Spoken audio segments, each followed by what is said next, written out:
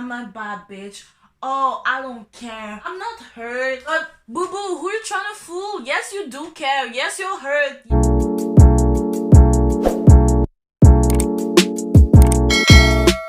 Hello guys, j'espère que vous allez bien. Moi, en tout cas, je vais super bien. 200 abonnés, guys. 200 abonnés. Yes, you heard me, ok? Donc, dans le fond, je tenais à vous remercier à tous. Je suis vraiment reconnaissante envers vous. Pour de vrai, comme je m'attendais vraiment pas à avoir autant d'abonnés aussi soon. Donc, je suis vraiment reconnaissante pour chacun d'entre vous qui me supporte. Écoutez, je connais des gens depuis longtemps, puis même ces gens-là ne regardent pas mes vidéos. Donc, je tiens vraiment à remercier les gens qui prennent vraiment le temps de le faire et qui me connaissent même pas nécessairement. Je suis vraiment contente pour de vrai et merci beaucoup, ça me touche profondément. I love you guys, I love you. Et aussi, je tenais à vous parler d'une page que j'ai créée avec plusieurs autres youtubeurs de Montréal. Dans le fond, ça s'appelle youtube.montréal, yt.mtl. C'est une page qui consiste dans le fond à rassembler tous les youtubeurs de Montréal pour dans le fond créer une communauté qui se supporte, une communauté qui s'aide et qui promote nos vidéos, nos créations.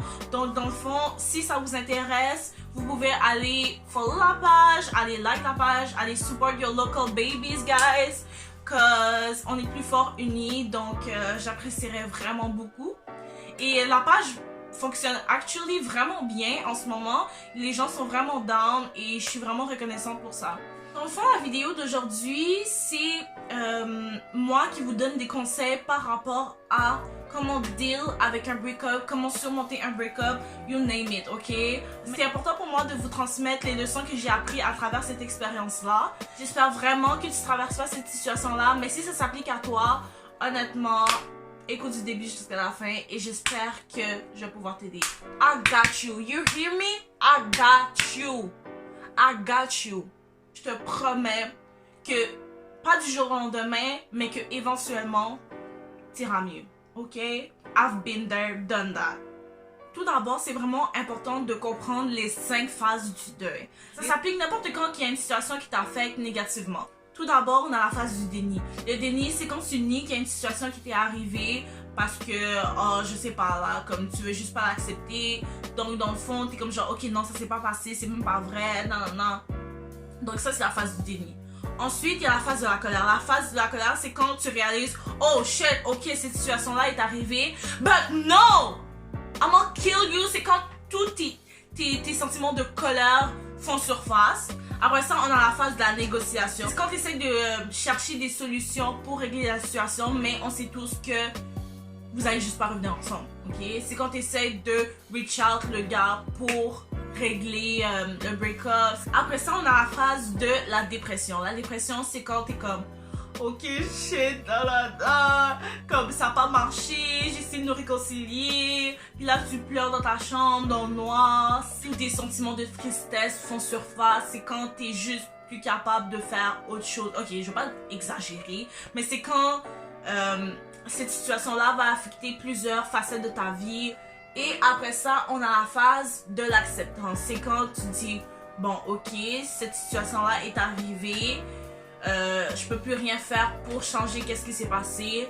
Et pour être correct, ok, tout le monde doit passer par ces 5 phases. Donc la première chose que je trouve qui est vraiment importante de faire, la toute première chose qui est vraiment importante de faire, je trouve que c'est de prendre le temps de heal. Prendre le temps de guérir. Je trouve qu'on est beaucoup à vouloir être, oh, I'm not bad, bitch. Oh, I don't care. I'm not hurt. It wasn't worth it. Oh, no. Oh, no. Comme, I've been that girl, okay?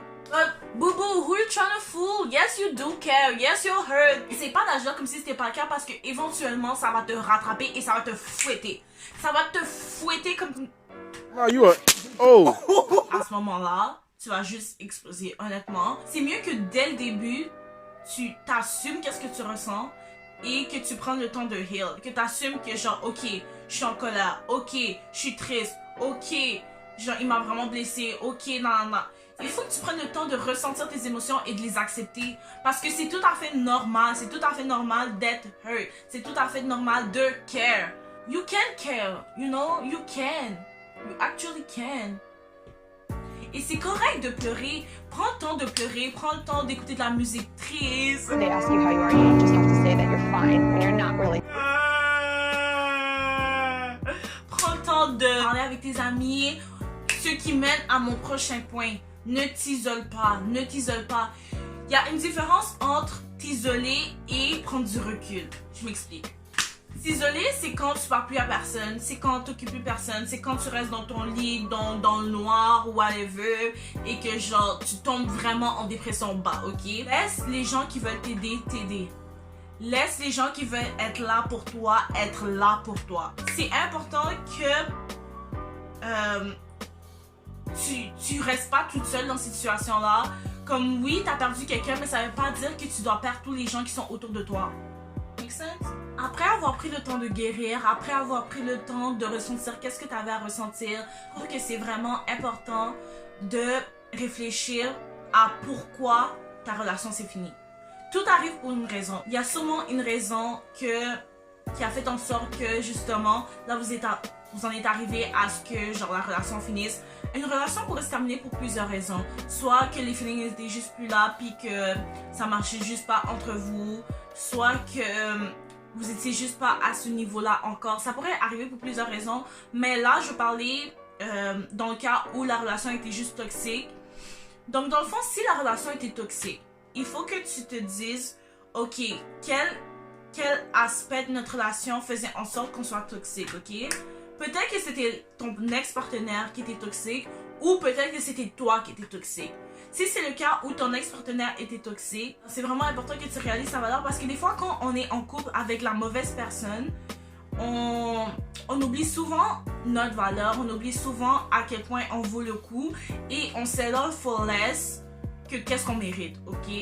Et c'est vraiment important que justement tu te dises, ok, cette personne-là était toxique pour moi, mais ça veut pas dire que comme je mérite la manière dont j'ai été traitée dans cette relation, je mérite mieux, ok? Et si c'est le cas où toi t'étais toxique, profite de ce moment où tu dois te soucier de personne d'autre que de toi-même et travaille sur les traits que tu dois améliorer. Travaille sur tes traits toxiques, travaille sur qu'est-ce que tu as à améliorer, sur qu'est-ce que genre, sur la personne que tu aimerais être. Moi, je suis vraiment quelqu'un d'impatient, d'impulsif, mais je trouve que comme cette période de célibat, cette période où it's all about me and nothing else, comme je trouve que ça m'a vraiment permis de comme travailler sur ces traits-là, ça m'a permis de travailler sur moi-même, de glow more. J'ai reçu aussi ce commentaire-là pour de vrai, puis comme Agnès, I love you, thank you for that. Je me suis vraiment améliorée en tant que personne et je suis vraiment contente que ça paraisse. Comme honnêtement, juste prendre le temps d'apprendre à te connaître aussi, d'apprendre à connaître ok, pourquoi je réagis de cette manière-là quand il y a des situations qui arrivent. Pourquoi je suis autant impulsive quand ce genre de choses-là arrivent. Apprends à te connaître, apprends à connaître chaque aspect de toi-même. Plus tu apprends à connaître chaque aspect de ta vie, plus tu apprends à t'aimer encore plus. Ok, justement, ça c'est un autre point. Apprends aussi à encore plus t'aimer. Peut-être que tu t'aimes déjà, ok? Mais apprends à t'aimer encore plus, ok? Il n'y a jamais personne qui t'aimera plus que toi-même tu t'aimes. So, si tu t'aimes pas, comment t'espères que quelqu'un d'autre va t'aimer après? Si tu t'aimes pas, qui d'autre va t'aimer? Chérie, oui, ta mère va t'aimer, mais c'est pas avec ta mère que tu vas faire ta vie, là. C'est vraiment important d'apprendre à s'aimer, d'apprendre à se connaître. Je pense que c'est la meilleure façon, c'est un des meilleurs points pour get over un break-up. Demande-toi aussi si c'était vraiment de l'amour ou si c'était du désir. Je vais parler de mon cas. Il y arrivait des situations où j'étais pas forcément en amour, mais j'étais en amour avec l'idée de l'amour. Dans le fond, demande-toi, est-ce que j'aime vraiment cette personne-là? Ou j'idéalise des choses dans ma tête parce que je pense que je pourrais être en amour avec cette personne. Ça t'évite les rebounds, ça t'évite d'aller voir quelqu'un d'autre pour oublier ce que tu veux oublier et pour éviter de ressentir ce que tu veux pas ressentir. So, c'est vraiment important, c'est ça justement, de faire la différence entre ces deux choses-là pour éviter justement de blesser quelqu'un d'autre, parce que ça se peut que la personne que pour toi c'est un rebound, la personne catch feels pour toi et que après ça que tu brises un autre cœur, puis là la personne doit vivre la même chose que toi tu dois vivre avec une autre personne. Comme make sense? Make sense. Ensuite, je trouve vraiment que c'est important d'avoir un closure. Avoir un closure, qu'est-ce que je veux dire par là, dans le fond, c'est que si t'as pas tout dit ce que t'avais à dire dès le début, oublie ça, tu pourras jamais passer à autre chose parce que toutes les affaires que tu aurais aimé dire, ça va rester stock dans ta tête. Si ça reste stock dans ta tête, comment tu veux fuir tes pensées? Comment tu veux avancer si tu as toujours ça dans ta tête? Donc dans le fond, c'est vraiment important que tu dit tout ce que tu avais à dire et que ensuite, bon, j'ai dit tout ce que j'avais à dire, maintenant je peux passer à autre chose. Si tu as laissé des affaires sur ton cœur, si tu as laissé des affaires que tu voulais dire, tu pourras jamais avancer correctement parce que tu vas toujours vouloir retourner dans le passé pour pouvoir dire des choses que oh back then tu pensais vraiment et tout, et ça va toujours te faire retourner vers cette personne-là. Okay? Et on veut couper le lien, donc dis-toi qu'est-ce que tu avais à dire, après ça avance dans ta vie et laisse la personne vivre sa vie. La dernière chose et sûrement la plus dure de tous, c'est de pardonner la personne, de faire la paix avec la personne, de faire la paix avec la situation, de faire la paix avec toi-même. Parce que dès que tu fais la paix avec toi-même et que tu as pardonné l'autre personne, ça devient extrêmement plus facile de vivre ta vie sans grudges, sans rancune, sans haine, sans rien. Ça devient plus facile pour toi, ça devient plus léger pour toi, tout devient plus beau pour de vrai. Et honnêtement, pardonne pas la personne pour satisfaire la personne.